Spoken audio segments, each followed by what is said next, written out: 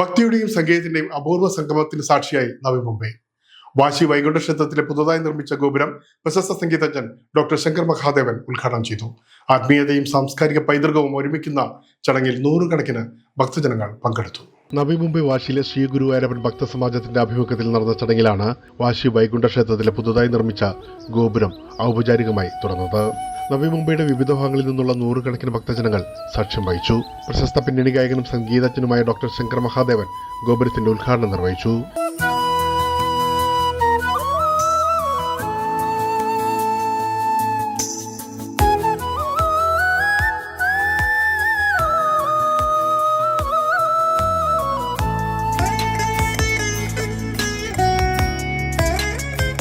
वाशी वैकुंठ क्षेत्रവുമായുള്ള ആത്മീയ ബന്ധം ഗായകൻ പങ്കുവച്ചു. 2007 और 2008 में नारायण मामा ने ये टेंपल उनके लीडरशिप में शुरू किया था. उसके बाद हम लोग उसके साथ जुड़ गए. ये हमारा सबसे बड़ा ब्लेसिंग है. പ്രവാസി മലയാളികൾക്ക് വിശ്വാസവും സംസ്കാരവും ഒരുമിച്ച് അനുഭവിക്കാനുള്ള പുണ്യകേന്ദ്രമാണ് ഇത്തരം ക്ഷേത്രങ്ങൾ. വാശി വൈകുണ്ഠ ക്ഷേത്രത്തിന്റെ ആത്മീയ പ്രാധാന്യം ഡോക്ടർ ശങ്കർ മഹാദേവൻ പറഞ്ഞു. आज मेरे और मेरे परिवार के लिए बहुत ही स्पेशल दिन है, क्योंकि ये मंदिर का जो दरवाज़ा हम लोगों को खोलने का मौका मिला. As the first devotees entering the temple. ये कुछ नहीं, ये गुरुवायूरप्पन का अनुग्रह है, उनका आशीर्वाद है.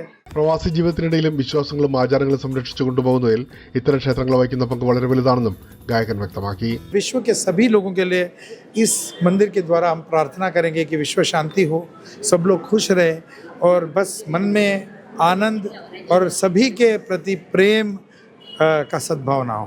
ക്ഷേത്ര വികസനത്തിനായി നിരന്തരമായി പ്രവർത്തിക്കുന്ന ശ്രീ ഗുരുവായൂരപ്പൻ ഭക്തസമാജത്തിന്റെ സേവന പ്രവർത്തനങ്ങളെ ഡോക്ടർ ശങ്കർ മഹാദേവൻ പ്രകീർത്തിച്ചു. പുതിയ ഗോപുരത്തോടുകൂടിയ വാശി വൈകുണ്ഠ ക്ഷേത്രം ഇപ്പോൾ ഭക്തസമൂഹത്തിന് ആത്മീയ ഐക്യത്തിന്റെയും സാംസ്കാരിക പൈതൃകത്തിന്റെയും ഒരു പുതിയ പ്രതീകമായി മാറിയിരിക്കുകയാണ്. ഫ്രണ്ട് എലിവേഷന്റെ സത്യത്തിൽ എൻ്റെ ഒരു ഐഡിയ ആയിരുന്നു.